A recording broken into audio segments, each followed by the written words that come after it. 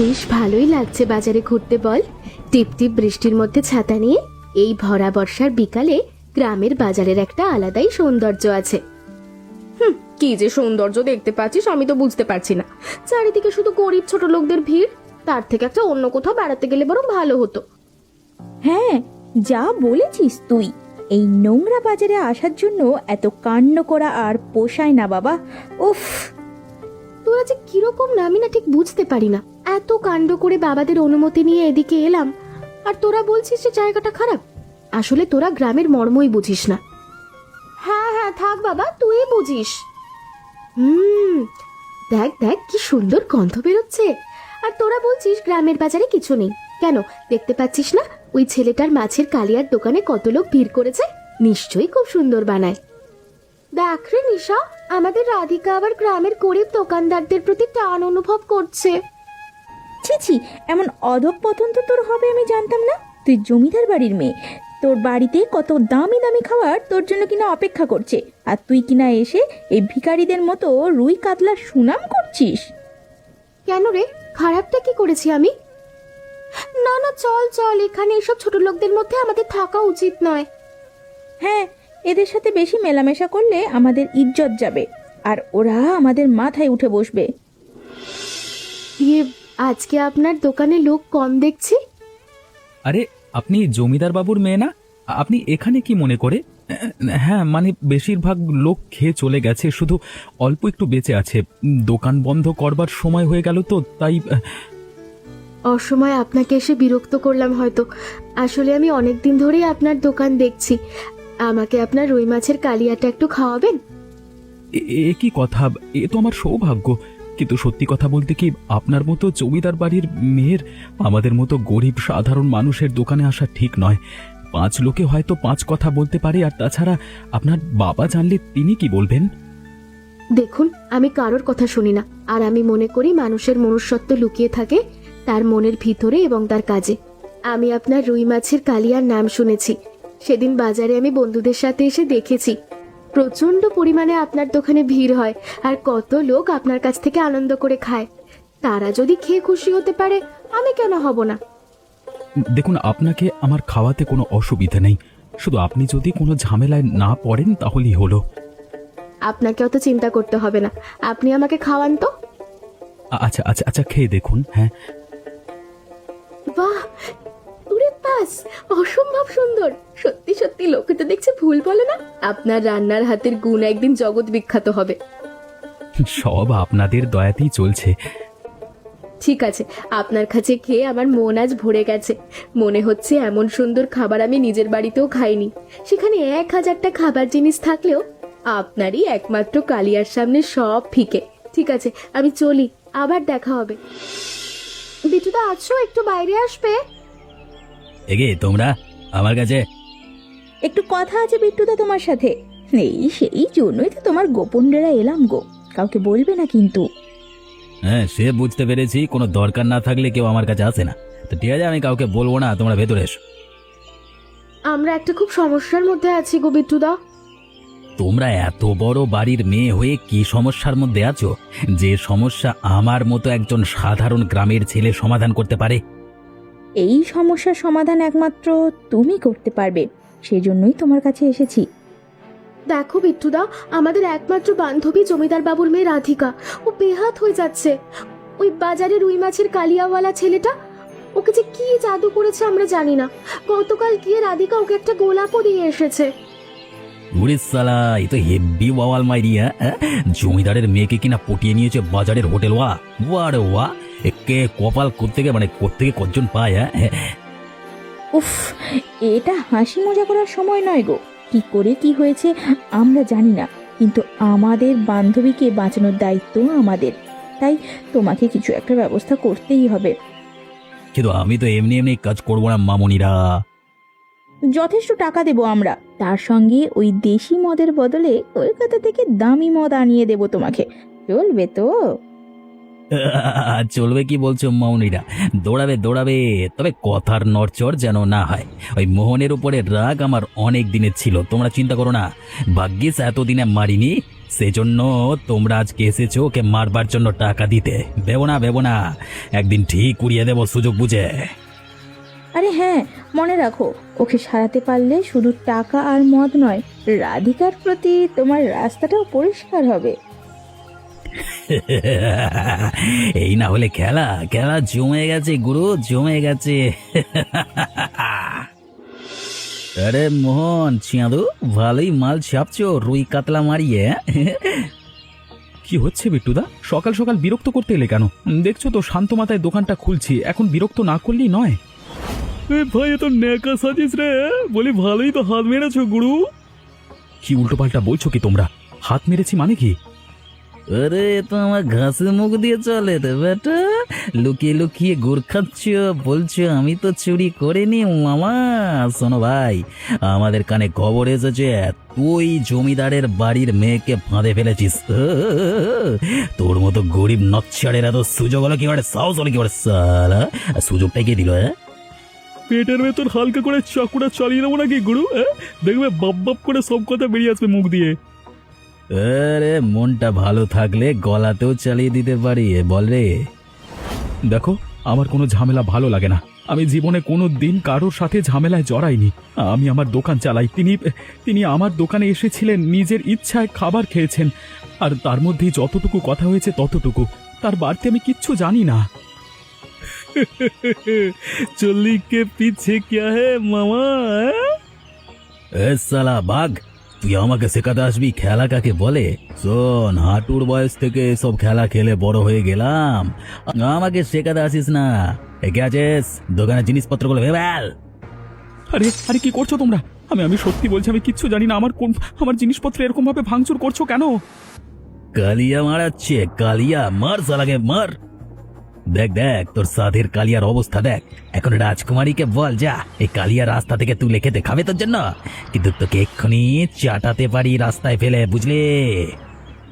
একটা কথা কান খুলে শুনে রাখ, যদি বাঁচতে চাস তাহলে বাজারের মুখ দেখাবি না, নাহলে এই যে কালিয়া রাস্তায় পড়ে আছে এর সাথে পড়ে থাকবে তোর লাশ। কুচি কুচি করে কেটে রেখে দেবো তাকে। আর ওরা হচ্ছে সম্পত্তি, সুতরাং রাধিকার দিকে যদি আর একবারও ভুলে তাকিয়েছিস তাহলে তো জীবন আমি নরক করে দেব। চলে তোরা। কি বলছিলে তুমি? জানো কি চাও? জমিদার বাবু, আমার অপরাধ নেবেন না, মানে আমি আপনার মেয়েকে মানে বিয়ে করতে চাই। তুমি বিট্টু তো? মানে লোকে তো এই নামই ডাকে, তবে এ বিয়েতে আমার বাবা মার মত আছে, আর এত বড় পরিবারের সাথে সম্মানিত হলে আমার বাবা মা খুব খুশি হবে, আর আমি আপনার মেয়েকে খুব সুখী রাখবো। হ্যাঁ তাও বিট্টু, তুমি কি ভাবো আমি তোমার সম্বন্ধে কোনো খবর রাখি না? এই অঞ্চলে জমিদার আমি, সেটা তুমি ভুলে যেও না। তার মানে কি বলছেন বাবু? আমি তোমাকে খুব ভালো করেই চিনি। বাজারে তোমার আচরণ, তোমার দাদাগিরি, তোমার তোলাবাজির কথা সবকিছুই আমার কানে আসে। তুমি কি মনে করো আমি একজন জমিদার হয়ে জেনে শুনে একজন তোলাবাজের হাতে আমার মেয়েকে তুলে দেব? তুমি এখন আমার সামনে যতই ময়ূরের লেজ লাগিয়ে আসো না কেন, আসলে তোমার প্রবৃত্তি আমার কাছে গোপন নেই। শুনে রাখো, আমার মেয়েকে শুধুমাত্র সেই বিয়ে করতে পারবে যে সৎ এবং পরিশ্রমী। আপনি ভুল বলছেন বাবু। ঠিক বলেছ, এতক্ষণ ভুল বুঝেছি বলেই তুমি আমার সামনে বসে থাকবার সাহস দেখাতে পারছো। অনেকক্ষণ আগেই যদি আমি ঠিকটা বুঝে যেতাম তাহলে তোমাকে চাপকাতে চাপকাতে রাস্তায় বার করে দিতাম। এ মুহূর্তে বেরিয়ে যাও, আর এমন কথা ভুলেও নিজের মাথায় এনো না। মনে রাখ, এরকম জিনিসপত্রে আমার কোনো সম্মতি নেই। ঠিক আছে, আমি চলে যাচ্ছি, কিন্তু এর হিসাব একদিন আমি বুঝে নেব। বাড়িতে আছো? দরজাটা একটু খোলো না, আমি অনেক কষ্ট করে তোমার ঠিকানা জোগাড় করে এনেছি। আপনি কেন এখানে এসেছেন? তুমি আজকাল বাজারে আসো না কেন সেটা আগে বলো। আমি সবার কাছে শুনেছি বিট্টু তোমার সাথে কি করেছে। আপনি এখান থেকে যান, এসব বিষয় আপনি থাকবেন না। আপনি বড়লোক বাড়ির মেয়ে, আমাদের মতো গরিব মানুষের বিষয়ে নাক গলানোটা আপনার মানায় না। আমার সাথে দেখা করলে আপনার ক্ষতি হবে, আপনি জানতো। আজ আমি এখানে এমনি এমনি আসিনি, আমি তোমাকে কয়েকটা কথা বলতে এসেছি। কি আর কথা বলবেন আপনি? দেখো, তুমি গরিব কিন্তু সৎ আর পরিশ্রমী, আর আমার বাবা একজন এরকমই পাত্র খুঁজছেন আমার জন্য। তাছাড়া আমিও তোমাকে ভালোবাসি। তুমি ওই শয়তানগুলোর ভয়ে এখানে লুকিয়ে বসে থাকবে, এটা আমি কিছুতেই মানবো না। তুমি তাহলে সেই ছেলে যার উপরে অত্যাচার করেছিল এই বিট্টু আর তার দল বলা? আমার কাছে এসেছো কি প্রয়োজনে? বাবা, আমি ওকে দেখেছি। তুমি আমার জন্য একজন সৎ এবং পরিশ্রমী ছেলে খুঁজছিলে। আমি ওকে ভালোবাসি। হ্যাঁ, আমিও ভালোবাসি, কিন্তু গরিব, তাই বলতে পারি না সাহস করে। দোকান চালানো ছাড়া তোমার আর কোনো কাজ আছে? বাবা, আর কোনো কাজের কি দরকার? তুমি যদি ওর রান্না একবার খাও না, তুমি দুনিয়ার সব খাবারের স্বাদ ভুলে যাবে। হ্যাঁ, আমার রুই মাছের কালিয়া এ অঞ্চলে বিখ্যাত। তাই নাকি? হ্যাঁ বাবা, আর ওর রান্নার মতো ওর মনটাও খুব ভালো। আর আমি স্বপ্ন দেখি শুধু এই ছোট দোকানটা নয়, এই দোকান একদিন অনেক বড় হবে। আর আমাদের গ্রামে আমাদের দোকানে প্রচুর প্রচুর বাইরের লোক আসবে, এবং আমি শহরের মতো কায়দায় একটা প্রচন্ড বড় দোকান করব। বাহ বাহ বাহ বাহ, খুব ভালো কথা। এমন স্বপ্নদর্শী পরিশ্রমী ছেলেই আমি খুঁজছিলাম। ঠিক আছে, তুমি বসো। রাধিকা, তুমি ওর জন্য চা নিয়ে আসো। বাবা, তোমার কি তাহলে এই বিয়েতে মত আছে? হ্যাঁ, আমি রাজি। ধন্যবাদ বাবা, তুমি আমাদের বাঁচালে। আমি এক্ষুনি সবার জন্য চা আনছি। বেটার ছেলে, মার সালাকে। আমার খাবারে তুই হাত দিয়েছিস, তোর এত বড় সাহস! ছেড়ে দাও, আমি কিছু করিনি। জমিদার বাবু নিজে রাজি হয়েছেন, তাছাড়া ভালোবাসা কি পাপ নাকি? আর আমাদের বসের ভালোবাসা, তোর জন্য কি আমাদের বস দুঃখ পাবে নাকি রে? তোর এত বড় সাহস! সেদিন তোকে ঠেঙিয়ে এলাম, তারপরেও তো শিখতে হয়নি। এখন গিয়ে জমিদার বাবুকে ধরে নিজের জায়গা পাকা করছিস।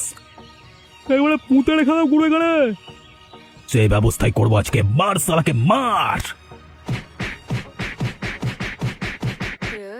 দয়া করো, আমি আর পারছি না। ওপরওয়ালা দেখছেন, ছেড়ে দাও, একটু জল দাও, লাগছে। বস খতম হয়ে গেল নাকি? চলে চলে, যথেষ্ট শিক্ষা হয়েছে, মরে গেলে আবার কেল হয়ে যাবে। বাবা, ওই দেখো শয়তানটা যাচ্ছে। দাঁড়া শয়তান, তুই কোথায় যাচ্ছিস? তোর এত বড় সাহস!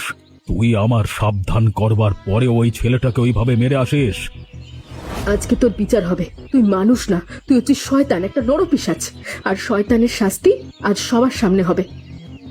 এই গ্রামে আমার শাসন চলে। এই গ্রামের প্রতিটা মানুষ আমার কথায় চলে, আর তারা আমাকে সম্মান করে। তোর এত বড় সাহস! আমার বারণ করার সত্ত্বেও তুই আমার জামাইয়ের গায়ে হাত তুললি। ওইভাবে মারলি ওকে একা পেয়ে? কি ভেবেছিস আমরা ওর পেছনে থাকবো না? বস, কেটে বড় খেলা ঘুরে যাচ্ছে। বাবু, এর বিচার চাই। এই শয়তানটা অনেকদিন ধরে গ্রামে অত্যাচার চালিয়েছে, আর আমরা মেনে নেব না। আজকে ওর বিচার তোমরা করবে, আমি বাধা দেব না। এগি তোমরা আমাদের দিকে এরকম এগিয়ে আসছো কেন? মারবে নাকি? যেমন কুকুর তেমন তার মুগুর। পায়ের জুতোকে মাথায় তোলা হয়েছে সবাই মিলে অনেক দিন ধরে। এখন তোর উচিত শাস্তি হওয়ার সময়। এই তোমরা সবাই মারো মারো। হ্যাঁ, মারো মারো, ওকে আরো মারো। এমন ভালো মানুষটাকে যারা ওইভাবে মারতে পারে, তাদের এমন ভাবে শাস্তি হওয়া উচিত। মারতে মারতে ওদের সবগুলোকে গ্রামের বাইরে ফেলে দিয়ে এসো। এ গ্রামে ওদের আর দেখতে চাই না। ক্ষমা করে দিন বাবু, ভুলে গেছে, ক্ষমা করে দিন। ভুল? তোদের উৎপীড়নের শাস্তি আজকে এমন ভাবে পাবি যে আর কোনোদিন এরকম করবার কথা স্বপ্নেও ভাববি না। চল বেড়া, চল। আজকে আমি যাদেরকে নেমন্তন্ন করেছি তারা সবাই এই গ্রামের গণ্যমান্য ব্যক্তি। আমি স্থির করেছি মোহনকে জামাই করব, সেজন্য তার হাতের জাদু আমি নিজে একবার পরখ করে দেখতে চাই। আপনারা সবাই ওর হাতের রান্না নিশ্চয়ই খেয়েছেন, তবে আজকে এই জমিদার বাড়ির দামি মশলায় তার রান্নার স্বাদ কেমন ভাবে খোলে সেটা সবাই মিলে একবার যাচাই করে দেখব। সাধু, জমিদার বাবুর এমন বড় মনের পরিচয়কে আমরা সাধুবাদ জানাই। দেখো, কালিয়া রান্না হয়ে গেছে। এবার যে ভাজা পেঁয়াজগুলো রাখা ছিল সেগুলো এর উপরে ছড়িয়ে দাও, দেখবে রান্নার স্বাদ বাড়বে। এবার কি আমরা সবাইকে খেতে দিতে পারবো? হ্যাঁ মা, সবাইকে খেতে দাও। আহা, অসাধারণ! এই এমন রান্না খাওয়ার জন্য আমরা এই গ্রামে বারবার জন্মাতে রাজি আছি ভাই। এই জমিদার বাবু, আপনি ভাগ্যবান। হ্যাঁ, এমন রাঁধুনি সবার কপালে জোটেনি। হ্যাঁ। আরে মোহন, অসাধারণ রান্না করেছো তুমি। তুমি আজকে আমার মন জিতে নিয়েছো। আমি এখন থেকে গর্ব করে বলতে পারি যে আমি মানুষ চিনতে ভুল করি না, আর আমার মেয়েও করেনি। আমি সঠিক মানুষকে পছন্দ করেছি। আপনারা সবাই মিলে একটা বিয়ের দিন স্থির করে আমাকে জানান। আমি খুব তাড়াতাড়ি এ বিয়ে দিতে চাই। তোরা জানিস আমি তোদের কেন ডেকেছি? না মানে কেন রে, কিছু হয়েছে? আরে তোর বিয়ের নেমন্তন্ন করতে ডেকেছিস বোধ হয়। আমার বিয়ে উপলক্ষে তোদের এই গ্রাম থেকে তাড়ানোর জন্য ডেকেছি। ওই শয়তান বিট্টুকে যেমন মারতে মারতে তাড়ানো হলো, তোদেরকেও সেরকম ভাবে তাড়ানো উচিত ছিল, কিন্তু তোরা যেহেতু আমার বন্ধু তাই সেই সম্মানটুকু তোদের বজায় রাখলাম। কি বলছিসটা কি তুই? একদম ঠিক কথা বলছি। যাওয়ার সময় বিট্টু সব কথা স্বীকার করেছে। তোরা দুজন ওকে গোলাপের কথা জানিয়েছিস আর মোহনকে মারার জন্য উস্কানি দিয়েছিলিস, আর শুধু সেখানেই থেমে থাকিসনি, আমার পিছনে লেলিয়ে দিয়েছিলিস। আমাদের কথা তো শোন, আমরা ভেবেছিলাম তোর ক্ষতি হবে তাই বাঁচাতে চেয়েছিলাম তোকে। অনেক বাঁচিয়েছিস, আর বাঁচাতে হবে না। রাধিকা, আমাদের আরেকটা সুযোগ দে। আমাদের ক্ষমা করে দে, আমরা হাত জোড়ো করছি, ক্ষমা করে দে। এই মুহূর্তে তোরা আমার জীবন থেকে দূর হয়ে যা। যদি এই মুহূর্তে তোরা এখান থেকে চলে না যাস তাহলে আমি কিন্তু দারোয়ান ডেকে তোদের তাড়াতে বাধ্য হব। চলে যা বলছি। আহা মোহন, তুমি আজকে সত্যি গ্রামের মুখ উজ্জ্বল করলে ভাই গো। সততা দিয়ে জমিদার বাবুর জামাই যদি না হতে পারতে তাহলে হয়তো কোনো দিন তোমার এই এত বড় দোকান করবার স্বপ্ন সফল হতো না। অবশ্য তুমি যোগ্য তাই তুমি এত বড় সম্মান পেয়েছো। এসব কিছু হয়েছে আপনাদের ভালোবাসায়। আপনারা প্রথম থেকে আমাকে এত ভালোবেসেছেন বলেই আজকে আমি এত বড় দোকান করে গ্রামের মুখ উজ্জ্বল করতে পেরেছি। আজ নতুন দোকানের আনন্দে আপনাদের সবার জন্য ভুরি ভোজ। বাহ বাহ বাহ বাহ। তাছাড়া আজকেও তো বৃষ্টি আসছে, বর্ষায় রুই মাছের কালিয়া একেবারে জমে যাবে। দাও দাও, সবাইকে খেতে দাও। এই কথা দূর দূর গ্রামে এর মধ্যে ছড়িয়ে পড়তে শুরু করেছে। অনেক দূর থেকে লোক আসবে তোমাদের এখানে, তার আগে আমরা খেয়ে ফেলি তাড়াতাড়ি। সবাইকে খেতে দাও রাধিকা। আজকে আমারও স্বপ্ন পূরণের দিন।